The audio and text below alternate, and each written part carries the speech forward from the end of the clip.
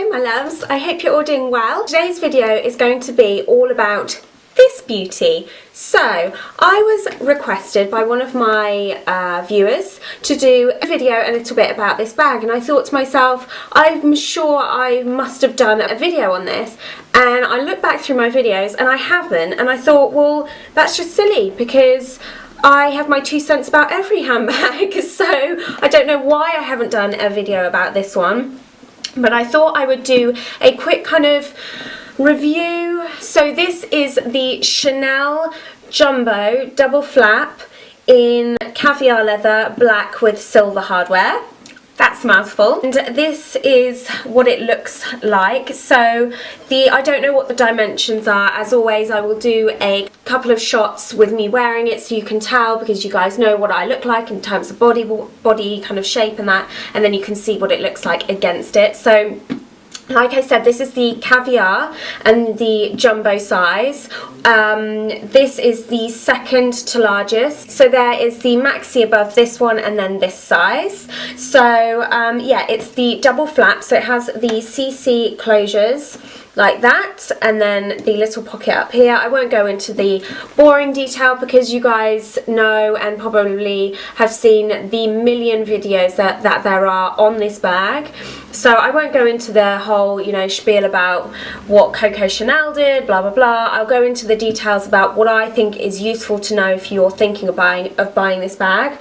So there's the double flap, and the double flap, for some people they don't like it, for others they do.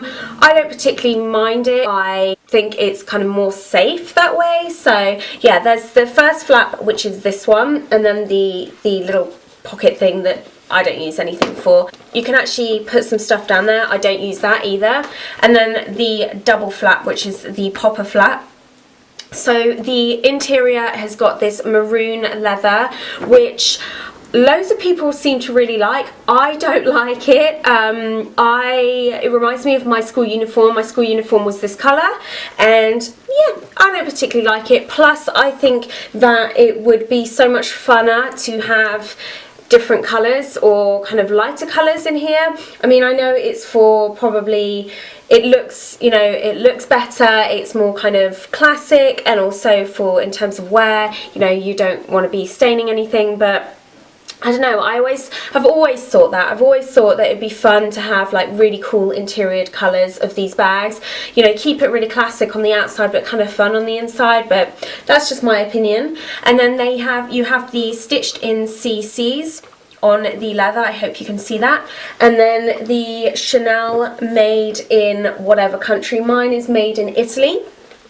So it's like that. It would have been lovely to have made in France. They didn't have it, and to be honest with you, at the time I don't think I even asked. So this was the one she gave me, and I was quite happy with that. Some people prefer the made in France ones. It doesn't bother me at all. So there's another pocket here at the front, which is really handy, and then obviously you have your 2 pockets here and then your lipstick holder. The reason I say lipstick holder, I don't think you can put a lipstick in there. I wouldn't put a lipstick in there because I feel like it would completely change the shape of the compartment, and yeah, I don't put a lipstick in there, and I don't think you can unless it's a really small lipstick. A lot of people on YouTube say, oh, it's a lipstick holder, I put lipsticks in there, and I think, well, what lipsticks do you put in there? Because I can't fit anything in there. I mean, I could maybe fit a MAC lipstick in there, but then I feel like it would pull on the stitching, and that's not something I want to do. So these 2 compartments here, I tend to just put receipts in, and occasionally I put my phone in there, but if I'm completely honest with you, I keep everything in the main compartment or in this bit. The back actually has a pocket also, which you can put stuff in. It is really quite tight, so if I get my phone, oh, I got a new snazzy phone case as well from Kate Spade, which I really like. So yeah, if I get my phone and put it in there, you will see what I mean in terms of it fits in there, but it stretches it out. Look at that. I don't want to stretch out my handbags. I want to keep them as pristine as possible, so I don't put my phone in there. I keep it nice and flat, and yet again I put receipts in there or any bits of paper. You can shut the turn lock like that without popping the second flap, but if it's really full, then it won't close. Basically, you've got to be really selective when using these kind of handbags, in my opinion anyway. I don't think that it's that easy to fit that much in it, even though it's quite a big, it's meant to be one of the bigger bags. I don't think you can fit that much in. I'm going to show you what I fit in there, and then you can probably tell how much can kind of go in it in terms of your things. So it's completely empty at the moment. I have my Louis Vuitton Insolite wallet, which goes in there, nice and snug. Then I have my phone, which is the iPhone 5, so that can go in there. Then I have my iPad mini, which looks like that, and that fits in there well. I also pop my little coin purse. This is the Louis Vuitton Clay, I think this is what it's called, so that pops in with the phone. And then I always carry a notepad with me just in case I need to write down some ideas, so that can go in there as well. My house and car keys, which just pops in the top. So that is what fits in there, and that's it. So if I'm not taking my iPad, then I can take a small makeup bag, but if I am taking my iPad, then I can't fit any makeup in there other than like little bits and bobs. So when I said about it closing, well, this has got really heavy actually, closing it well, it can get slightly tough to close, but once it's done it holds really well. So that is what it looks like closed and full. It does hold what you need, but I wouldn't say that this is a bucket bag. This is a select few things bag, and I have to admit that when it's like this, when it's really quite heavy, this is actually got really heavy because of the iPad. It can get quite sore on the shoulder if you're not wearing any kind of padding in terms of a coat or something. You know, that's just something that it just happens because it is heavy and because it's got the chains. So just bear that in mind when you're going for this, that as long as you don't put too much heavy stuff in it, it doesn't actually start off heavy at all. It's a really light bag, even though it's got so much hardware on it. It is quite a light bag, but once you do fill it, if you're going to fill it with heavy stuff, it can get quite sore and can dig in quite a lot. So I wouldn't recommend putting too much heavy stuff in there. So I'll just show you what it looks like on me and on my body shape, and then you can make up your own decision as to whether you like it or not. It has the double straps, or you can wear it single strapped like so, but this, in my opinion, unless you are a supermodel, is ridiculously long. I think that it looks a little bit silly on me because I'm not that tall. I think I'm 168 centimeters, so 1.68 meters. I don't know what that is in foot, but yeah, so it looks ridiculous on me. As a single strap. As a double strap, it looks really good, and I'm really happy with it. If I am going to wear it just single strap, so I want it like longer on my body, then I do a little trick which is just kind of makes it a bit shorter. So what I do is I undo the first flap and get the chain to about here, and then I just tuck it underneath like so, and then close it again. So that shortens the strap. Some people might not want to do that because they feel like it might indent the leather, but I've never had any problems as long as you're not overstuffing it and making it too heavy. I got silver hardware because I know this is going to be completely controversial, but I am not a massive fan of the gold hardware. The only gold hardware I own at the moment now on the Chanel's is my Surf Tote, and that is only because it's a really small amount of hardware. I don't know why. I think on me it looks too old. I know that a lot of people really like it for the classic look, and I do agree with that. I think it does look more classic and it looks more kind of, I don't know, dressy.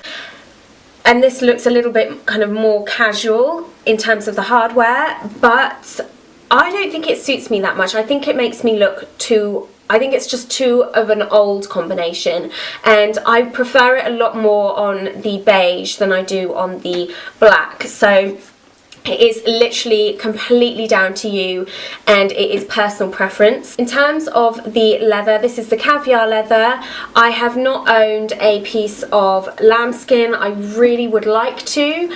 I nearly purchased something not that long ago in lambskin and was completely talked out of it by the sales associate. She was just like, don't, because you will regret it. But I just think it looks incredible. It looks like butter, and I really, really wish that I could have a piece like that. So I'm debating on it. It's a lot of money to buy something that isn't going to be that durable, and you've got to be really careful with. In terms of anything kind of getting on this, you can just wipe it down, and you know, there's not going to be any colour transfer because it's black. Now, I do really like this, don't get me wrong. I really like this bag, but I think that the prices are just extortionate. Now, that might make me a bit of a hypocrite, because you guys know how much I love handbags, how much I spend on handbags, but I do think that for what it is, I don't think that it is now worth the money that they're asking for. The money has gone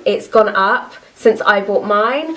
I don't know how much it is now, but you can go onto the Chanel website and have a look at the prices now, which is amazing, because before you couldn't do that. They wouldn't put out the prices, but now you can, which I think is really good. But yeah, in terms of craftsmanship, it is stunning, don't get me wrong. I think that the Chanel craftsmanship is beautiful. It's just like Louis Vuitton, really well made, and it's going to last me a lifetime. But I do think that the prices are just getting absurd. So if you are thinking of buying this handbag, please go and buy it now, or very soon, before the next price increase, because I just think that it is ridiculous what they're asking for a handbag. And I've really come to terms with, I've really come to that conclusion recently. I still love handbags more than anything, and they are my collector's piece, like somebody else would have china or like little dolls or something. That is my collector's piece, and I love collecting handbags. But I've really come, I don't know, I feel like recently it's kind of just clicked in my head how expensive these things are, and I'm looking at the craftsmanship rather than the amount of handbags I've got. Anyway, back to this handbag. I love this, and it is amazing. There are just a few things that I'm not, you know, overly fussed about, like the interior.